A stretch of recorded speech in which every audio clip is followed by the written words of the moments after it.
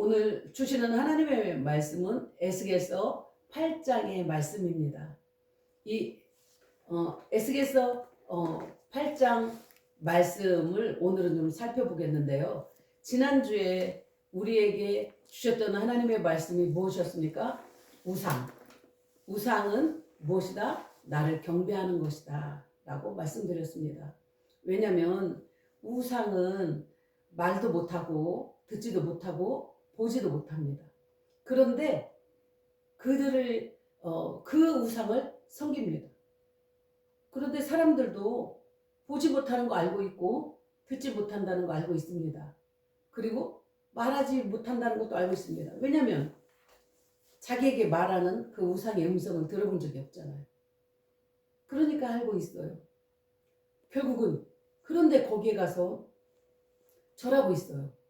결국은 무엇에게 절한다고요? 자기의 욕망에게, 자기에게 경배하는 거예요. 나의 욕망에게 절하는 것입니다.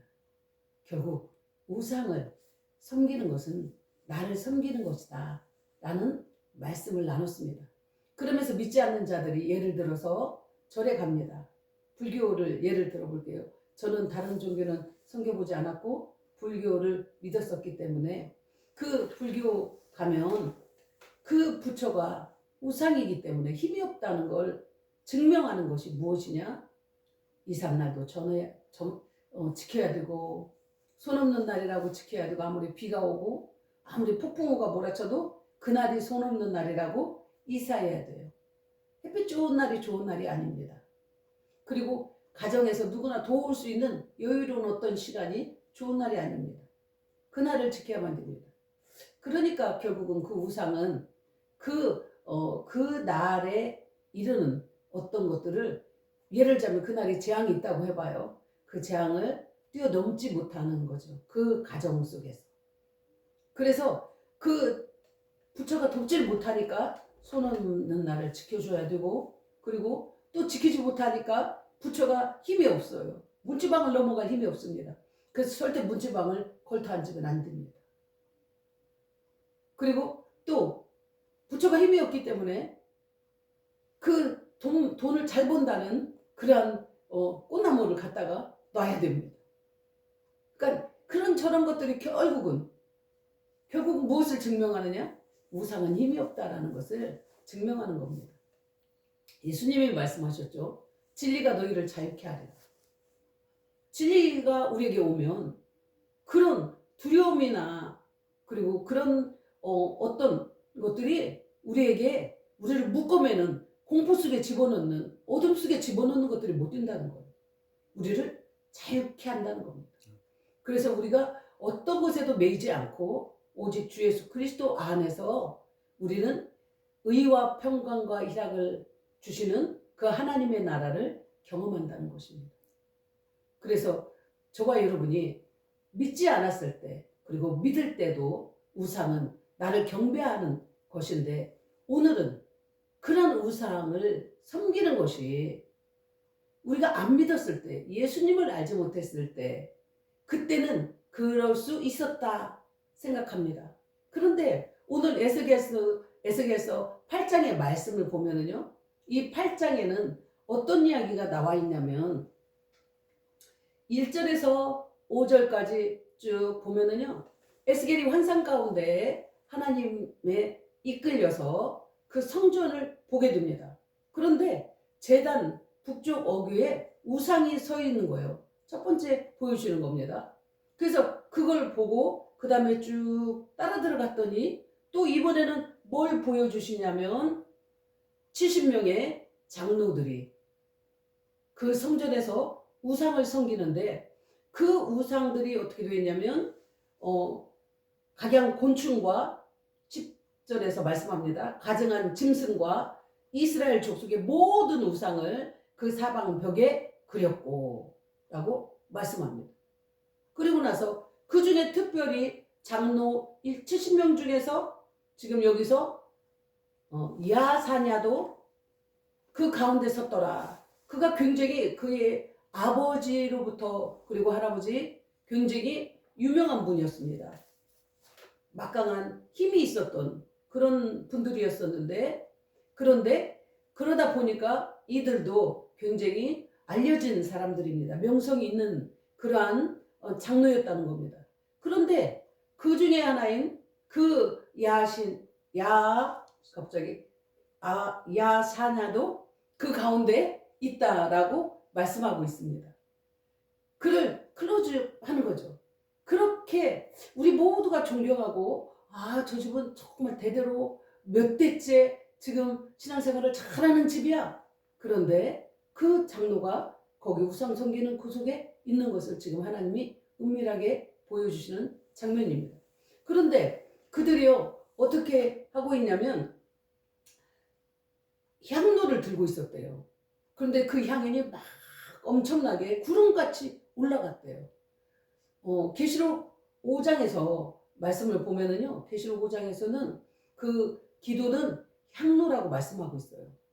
그 기도의 향로에 대한 말씀을 하고 있습니다. 그러니까 향이 성막에서 이렇게 보면, 성막을 들어갔을 때 그때 보면 성막 안에서 성전을 이렇게 성소를 들어가면 거기에 들어가자마자 왼쪽에는 등불이 있죠. 그리고 난 다음에 마주 보이는 곳에 떡상이 있습니다. 그리고 또 그 언약궤에 있는 지성소 앞에 무엇이 있냐면 이 분향단이 있었습니다.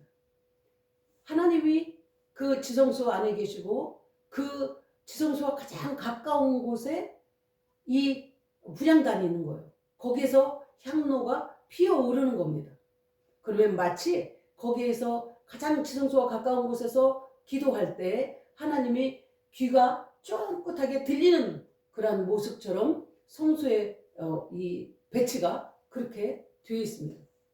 그래서 그 향로가 태워져 있고 향연이 막 오르는데 그들의 그 기도가 어떤 기도였길래 여기에서 그들을 우상 숭배자라고 말씀하고 있는가 라는 겁니다. 그리고 난 다음에 또 하나 하나님이 또 에스겔을 쭉 이끌고 보여주는데 봤더니 성전 안에 들어가 보니까 북문에 이르니까 거기에 여인들이 있는데 담모스를 위해서 애곡했다라고 말씀합니다. 담모스가 뭐냐라는 거죠. 우상 중에서 그가 봄철에는요 이 담모스가 굉장히 그 평안을 주고 그리고 풍성한 한마디로 재물을 주는 풍성한 열매를 맺게 하는 담모스입니다.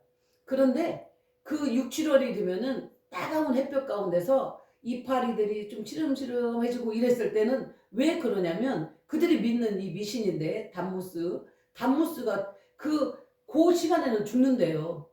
그러다가 다시 또 새롭게 겨울을 지나면서 막 일어난답니다.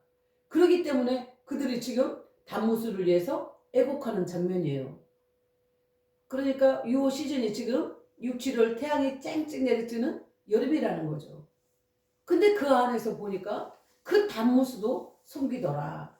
그런데 더 놀라운 일이 있는데 또 더 안뜰로 성전에 안뜰로 들어갔더니 어떤 일이 있냐면 현관과 성전문 곧 현관과 제단 사이에서 약 25명이 여호와의 성전을 등지고 낯을 동쪽으로 향하여 동쪽 태양에게 예배하더라 라고 말씀하고 있습니다. 이 25명이 도대체 누구길래 이 25명에 대해서 또 하나님께서 말씀하고 있던가.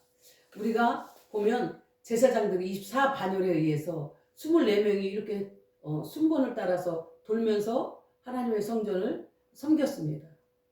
그러니까 제사장 24명하고 한 명은 누구예요? 대제사장을 말씀하고 있습니다. 한마디로 가장 예배를 섬기는 예배자들이 이렇게 우상을 섬기는 모습을 지금 보여주고 있는 겁니다. 그들의 엉덩이를 하나님의 성전에다가 딱 들이밀고 그리고 어디를 향하여 있냐면 태양을 향하여 절하는 모습을 지금 보여주고 계십니다. 아니 믿지 아니하는 이방인들이 하는 것이 아니라 지금 에스겔을 하나님께서 데리고 어딜 가신 거예요? 성전 안을 들어가셨다는 말씀입니다. 지금 이 에스겔은 언제 사람이냐? 바벨론으로 지금 이끌려서 BC 605년에 이미 1차 귀족들이 끌려서 바벨론으로 가게 되었습니다. 우리가 잘 알고 있는 다니엘도 그 중에 한 명이죠. 그런데 지금 BC 593년부터 하나님께서 그를 에스겔을 부르셨습니다. 그래서 그의 사역이 시작되었습니다. 그러니까 BC 586년에 완전히 이스라엘이 멸망하기 BC 586년에 이스라엘이 완전히 멸망했기 때문에 지금 BC 593년이면은 몇 년 차입니까?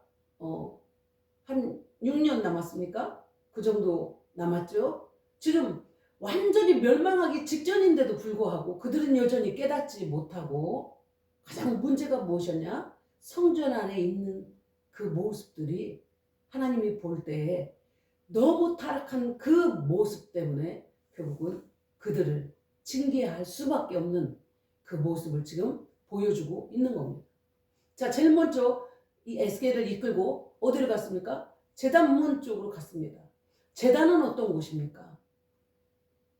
우리가 알다시피 번제단은 짐승, 죄 없는 짐승을 태우는 곳이었죠. 근데 그곳에서 누구 때문에 그들이 죽습니까? 우리의 죄 때문에. 그 짐승을 끌고 온, 그 가축을 끌고 온 그 주인의 죄를 담당하느라고 그가 번제단에서 다 죽었습니다. 그런데 그곳에 우상이 세워졌다는 거예요.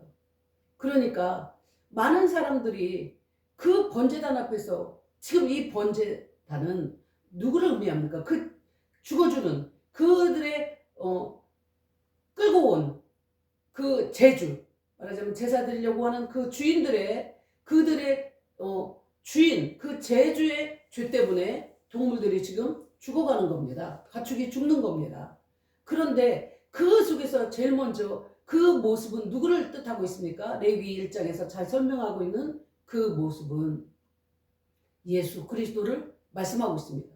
우리의 죄 때문에 주님이 대신 죽을 수밖에 없었던, 그래야 우리가 죄 사함을 얻는, 그래서 우리가 하나님 앞에 멸망하지 않고, 쉽게 설명하면 지옥에 멸망되지 않고 우리가 영원히 살 수 있는 영생을 얻는 것이었습니다.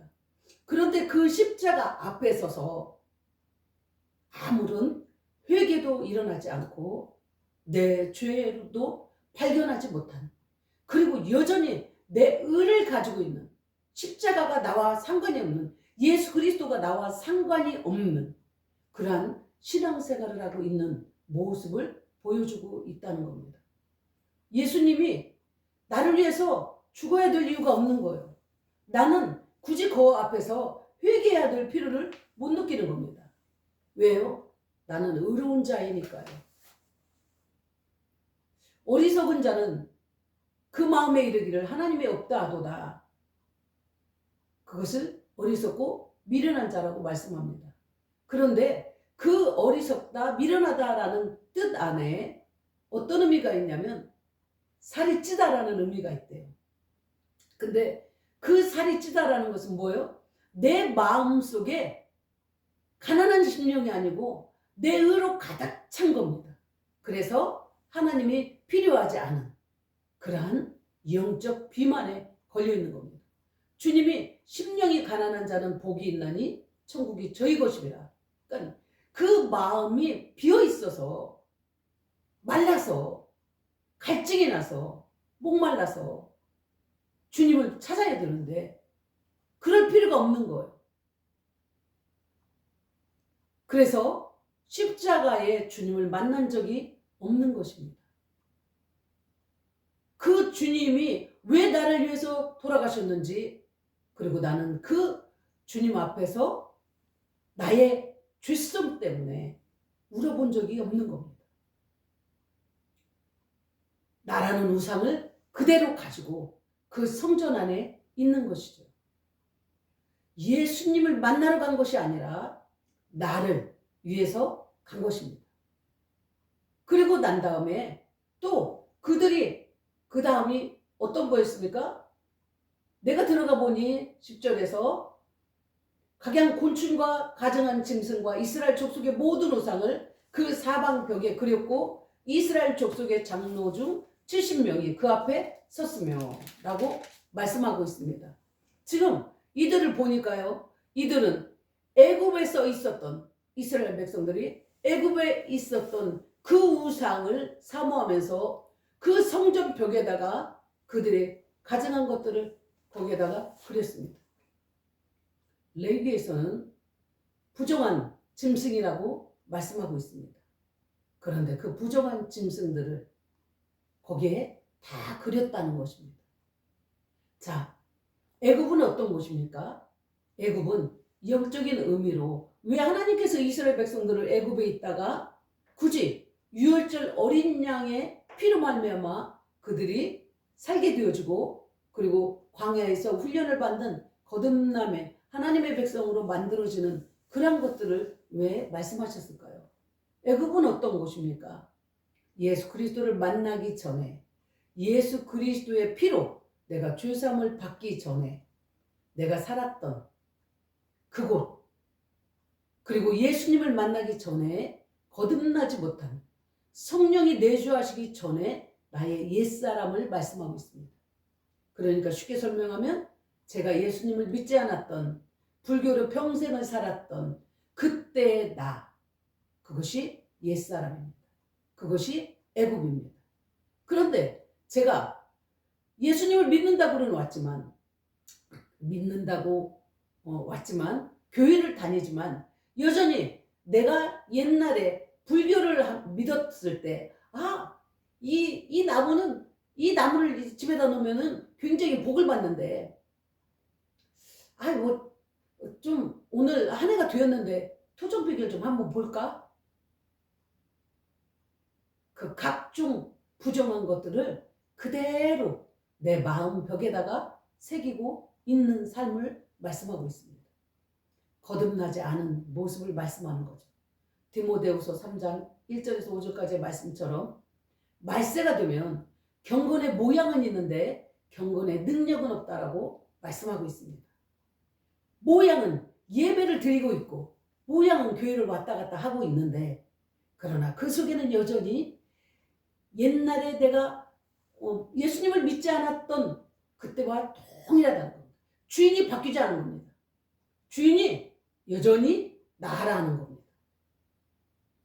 하나님은 나를 위해서 내가 필요할 때 좀 사용할 수 있는 도구에 불과하다는 겁니다.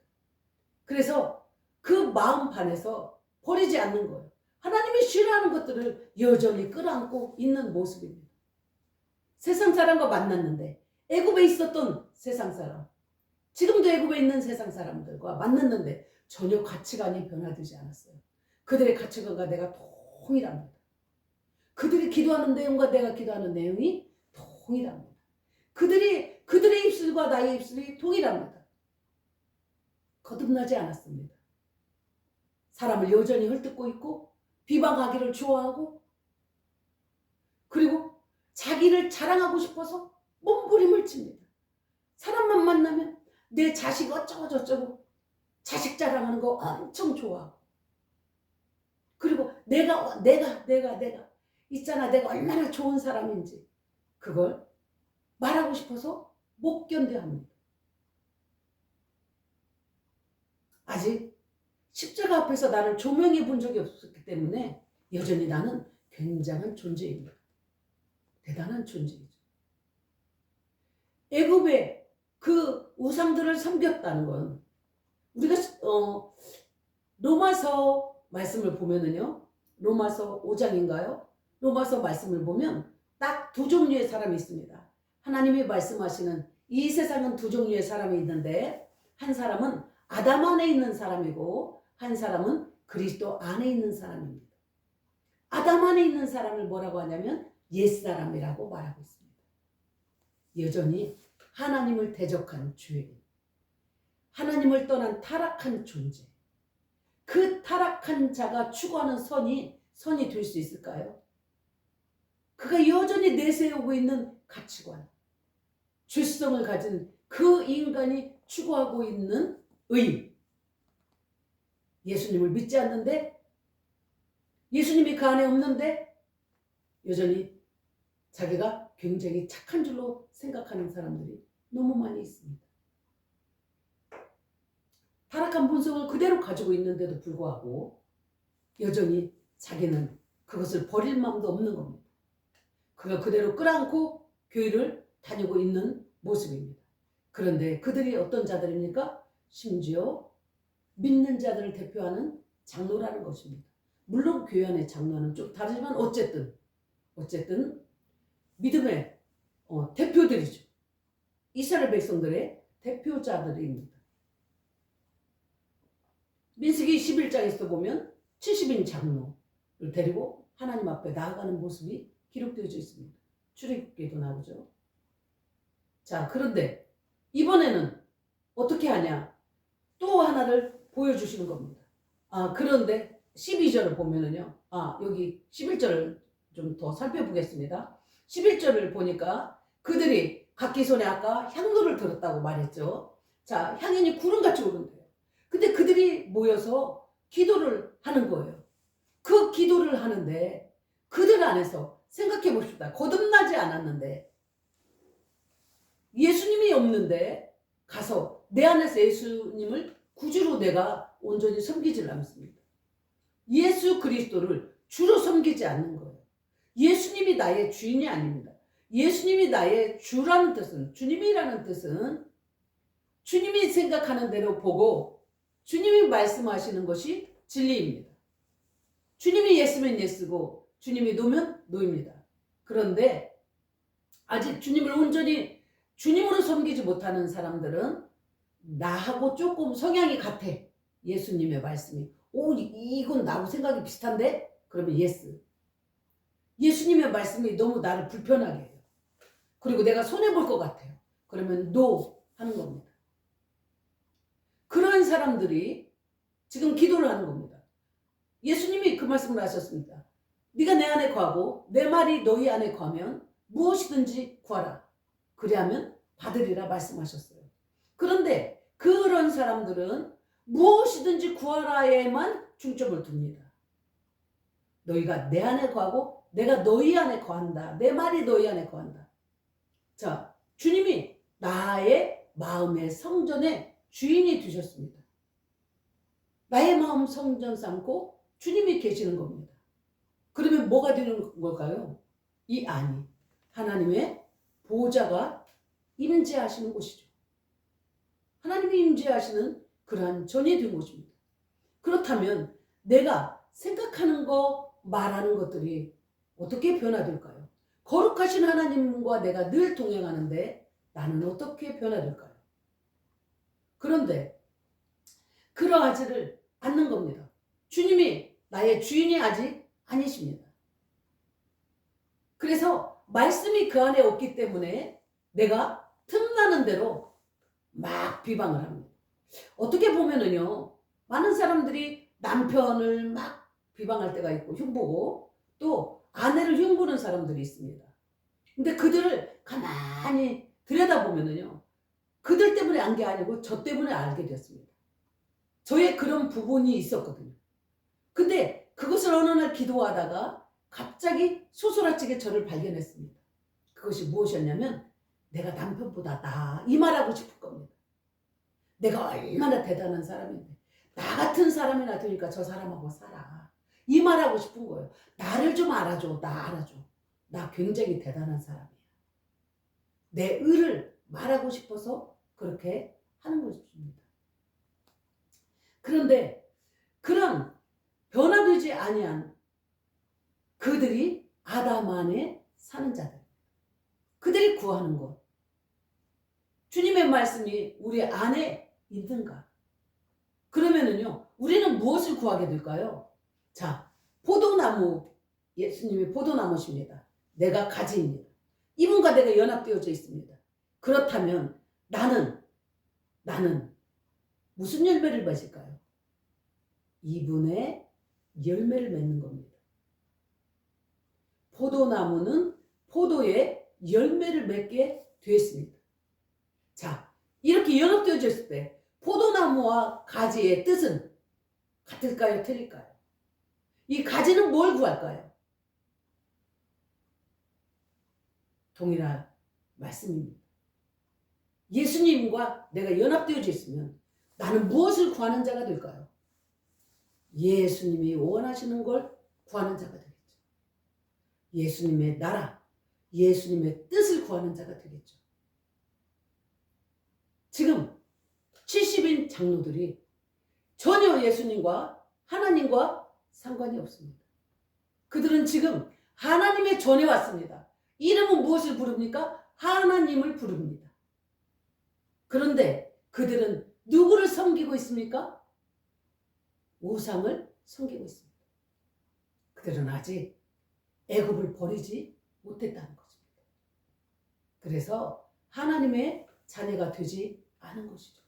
많은 사람들은 직분이 구원을 주는 줄 착각하고 있습니다. 저분은 장로님이니까, 저분은 목사님이니까, 저분은 권사님이니까, 저분은 집사님이니까, 그리고 교회를 그렇게 왔다 갔다 하고 있으니까, 그러니까 구원받았지, 이렇게 생각할 때가 참 많이 있습니다. 그런데 하나님은 모양을 보는 것이 아니고 그 안에 능력을 봅니다. 마태복음 25장에 10처녀가 나옵니다. 그런데 5처녀는 경건의 모양은 있었습니다. 예배도 드리고 기도도 하고 교회도 열심히 다녔고 새벽 예배도 다니고, 그런데 5처녀는 미련한 자라고 했어요. 아까 미련하다 속에 뭐가 있다고요? 살찌다. 자기 것으로 가득하다. 그 미련한 5처녀는 예수님을 중심에 두지 않고 성령님의 전이 되지 않고 이 5처녀는 그렇게 살아간 겁니다. 그런데 경건의 모양과 능력이 있는 자는 무엇입니까? 그렇게 동일하게 행동합니다. 그런데 여전히 그들과 겉으로 볼 때 10처녀는 동일하죠. 그러나 하나는 미련한 5처녀는 여전히 자기만 섬기고 있는 걸 주장하고 있고, 5처녀는 오직 주 예수 그리스도만 그 안에 있는 자입니다. 우리가 종종 찬양합니다. 세상과 나는 간 곳 없고 구속한 주만 보이도다. 여러분 안에 세상과 내가 사라졌습니까? 그리고 구속한 주만 있습니까? 지금 안타깝게도 이 70인 장로는 그러하지 못했다는 겁니다. 아직 애굽을 탈출하지 못한, 거듭나지 못한 사람들이었습니다. 그리고 난 다음에 보니까 여기 아까 우리가 봤던 14절에 여호와의 전으로 들어가서 북문에 이르시고 보니 거기에 여인들이 많아 거기에 여인들이 앉아 단무술을 위하여 애곡하더라라고 말씀하고 있습니다. 여인들이 있는데 오직 무엇을 이루고 기도한다는 거예요? 복 주세요. 복 주세요. 복 주세요. 부자 되고 싶어요. 재물 주세요. 건강 주세요. 주세요. 사실 필요합니다. 재물도 필요하고요. 건강도 필요하고 내 자식 잘 되어야 합니다. 그러나 그것이 궁극적으로 무엇이냐는 거죠. 우리가 기도하는 것을 한번 되돌아봅시다. 어떤 분들은요, 자식이 돈만 잘 벌으면 돼요. 예수님 안 믿어도 아무렇지 않아요. 아프지 않아요. 왜요? 자기도 그렇게 그걸 위해서 교회를 다니고 있으니까요. 그 우상을 가지고 여전히 다니고 있어요. 그래서 내가 열심히 이렇게 가서 비나이다 하면 내 자식이 잘 될 거야. 그렇기 때문에 교회를 다니는 거죠. 저를 아는 권사님이 있는데 그 권사님의 남편은 평생을 불교로 살았습니다. 그런데 그 불교에 어쩌다가 그분이 60이 넘어서 교회를 가게 되었어요. 교회를 가서 다니다 보니까 얼만큼 다니까 목사님이 막 세례도 받으라고 하니까 세례도 받았습니다. 그러더니 얼만큼 나중에 시간 지났는데 안 다닌다는 거예요. 그러더니 그 남편분이 하는 말이 뭐라고 하냐면 교회나 절이나 똑같아. 굳이 다닐 필요 없대요. 복잡하게 매주마다 갈 필요 없대요. 자기가 필요한 걸 한 번씩 들고 절에 한 번씩 1년에 한 번, 1년에 2번 가보면 되는 거예요. 자기가 필요한 복 달라고 가면 되는 거예요. 그리고 봤더니 자기가 이제까지 믿었던 거나 여기나 똑같더라는 겁니다. 별반 없는 거예요. 굳이 그렇게 불편하게 교회를 다닐 필요가 없는 거예요. 그리고 교회 안을 봤더니 절에 오는 사람들이나 그들이나 동일하다는 거죠.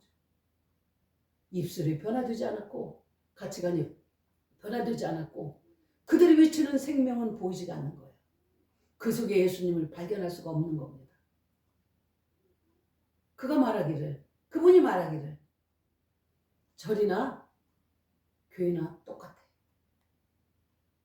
그래서 안 가. 이렇게 이야기하더라고요. 생명은 생명을 낳습니다. 궁금한 거예요. 어떻게 생명 속에 생명이 있었다면, 예수 그리스도의 생명을 가졌다면 그에게 그 생명을 보여주지 못했는가? 교회를 가니까 교회도 똑같더라. 이 말씀을 하는 겁니다. 너무 참담했습니다. 예수님이 이 땅에 오셔서 그 성전에 들어가셨을 때 채찍을 휘둘렀습니다. 봤더니 그 성전 안에서 동물들의 소리가 시끄럽게 나고 돈 바꾸는 상인들이 북적북적한 겁니다. 저희 마음을 성전이라고 한번 봅시다. 우리 마음 안에 시끄러운 동물의 소리. 아직도 주님의 말씀에 순복하지 못한 내 소리가 동물처럼 막 쏟아져 나오는 건 아니지. 그리고 여전히 돈을 위해서 살고 권력을 위해서 살고 명예를 위해서 살고. 제가 어제 나눈 이야기가 하나가 있는데 어제 저희가 살고 있는 이 지역에서 제가 전도하시는 분이 있는데 그분의 얘는 세 자녀가 있습니다. 근데 한 분은 다리를 다쳤어요. 뇌졸중으로. 그리고 둘째 아들이 있는데 무엇을 하는지를 모르겠어요. 서울에 있는데 내 셋째는 따님입니다. 근데 세 자녀가 아직 좀 제대로 이렇게 독립을 하지 못했습니다. 그래서 그 노인분들이 돈을 번다는 게 노인 일장이 있잖아요. 한 달에 30만 원씩 가서 경로당 청소하고 경로당 밥도 하고 동네 이렇게 열심히 늘 빗자루 쓸면서 하는 그런 거 두 분이 모은 그것을 제가 볼 때 노인 복지 우리나라 돈 나오는 거 있잖아요. 노인들 그런 거하고 다 합치면 이분들이 100만 원 조금 넘게 나오는 것 같아요. 그러면 거기에서 당신들 병원도 가고 그리고 먹고 사는 거 보면 늘 사오는 것이 콩나물하고 두부 사오는 것 같아요. 가서 이렇게 가보면 그러고는 모아서 그 자식들을 주는 거예요. 그런데 얼마 전에도 그 아들이 방을 아직 결혼하지 않았는데 사지가 멀쩡합니다. 그런데 뭘 가지고 왔냐면 얼마 전에도 300만 원을 가져갔다고 이야기를 들었어요. 그 아들이 50이 다 됐는데 너무 참담하더라고요.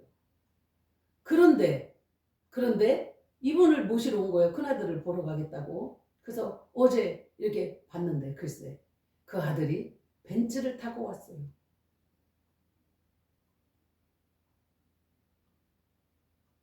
뻐겨야 되는 거죠. 물론 중고를 샀다고 하더라도 기름값이 어떻게 될까요? 너무너무. 그런데 그 세상의 허세 이 정도야. 굉장히 허풍치고 싶은 허세 부르고 싶은 그러한 일들이 얼마나 많이 있습니까? 사람한테 그런 걸로 나 자랑하고 싶은 것. 그런 것들이 믿지 않는 자나 믿는 자나 동일하다는 거예요. 무엇으로 자기의 정체성을 드러내라는 거죠. 정말 예수 그리스도의 진리로. 그래서 이 세상에 대해서 내가 자유한 자인가? 아니면 여전히 그 믿지 않았을 때 애굽의 문화와 가치에 동일하게 편승되어져 갖고 거기다가 이 신도 섬기고 저 신도 섬기자. 그러다가 하나님이라는 분도 기도를 잘 들어준다더라. 그래서 마음속에다가 하나님도 섬기고 그리고 담무스도 섬기고 그리고 애굽의 각종 신들도 섬기고 지금 그러는 교회 안의 모습들 그걸 주님이 동물에다 비유하고 깨닫지 못하는 짐승에게 비유합니다. 그리고 그걸 엎어버리시는 예수님의 채찍을 우리는 기억해야 되는 줄 믿습니다. 우리의 교회 안은 어떻습니까? 저와 여러분의 마음의 성전 안은 어떻습니까? 오직 주 예수 그리스도로 하나님만 섬기고 있습니까? 아니면 자기를 가장 우상 아니 내가 열심히라는 그 종교적인 열심을 가지고 자기를 섬기는데 하나님의 이름만 부르고 있는 그래서 자기의 욕망을 이루어줘야 되는 그런 하나님의 이름만 부르고 살아가고 있는 거지. 정말 주님이 말씀하시는 것에 내가 순복하려고 그것 때문에 울고 웃는 이 말씀은 너무 지키기 어려워. 나 너무 힘들어. 하나님 저를 도와주세요. 제가 이 말씀을 지키기가 너무 힘들어요. 성령님 제가 저를 복종시킬 수 있게 해주세요. 주님의 말씀에 나를 복종시켜주세요. 그리고 내 자녀가 믿지 않는 것 때문에 하나님 어떻게 하면 좋아요. 하나님 나를 용서해 주세요. 내가 본이 되지 못했어요. 울어본 적이 있나요? 여러분들은 무엇 때문에 기도하러 가고 왜 교회를 다니고 있습니까? 주님이 보실 때 만약에 에스겔 선지자가 온다면 에스겔 선지자를 끌고 저와 여러분의 교회를 보여줄 때 어떻게 보여주실까요? 에스겔 선지자를 보내셔서 저의 심령을 보여주실 때 주님은 무엇을 보여주실까요? 두려운 말씀입니다. 오늘 에스겔 8장에서 하시는 이 음성 결국은 이렇게 하나님의 성전에서 더러워진 하나님의 성전을 심판하시는 하나님의 역사가 그 민족 전체를 끌고 바벨론으로 포로 생활을 하겠다는 것입니다. 한국교회가 뒤돌아봅시다. 지금 한국은 나라는 굉장히 위기에 있습니다. 그러나 진짜 위기는 교회 안에 있습니다. 우리가 평안할 때 주의 교훈의 말씀을 어찌할꼬 주여 나를 용서하시고 나를 변화시켜 주옵소서. 예수 그리스도로만 살게 하여 주옵소서. 예수는 내가 당신을 알기 원합니다. 몸부림치는 그러한 회개 역사가 우리 가운데 일어나야 될 줄 믿습니다. 이 말씀이 교회 안에 있는 누구가 아니라 바로 저와 여러분이라는 것을 꼭 인식하는 그래서 주님 앞에 내 안에 있는 우상들을 다 치워버릴 수 있는 무엇인지 비춰달라고 성령님 앞에 머무를 수 있는 저와 여러분이 되기를 주님의 이름으로 축복합니다. 아멘.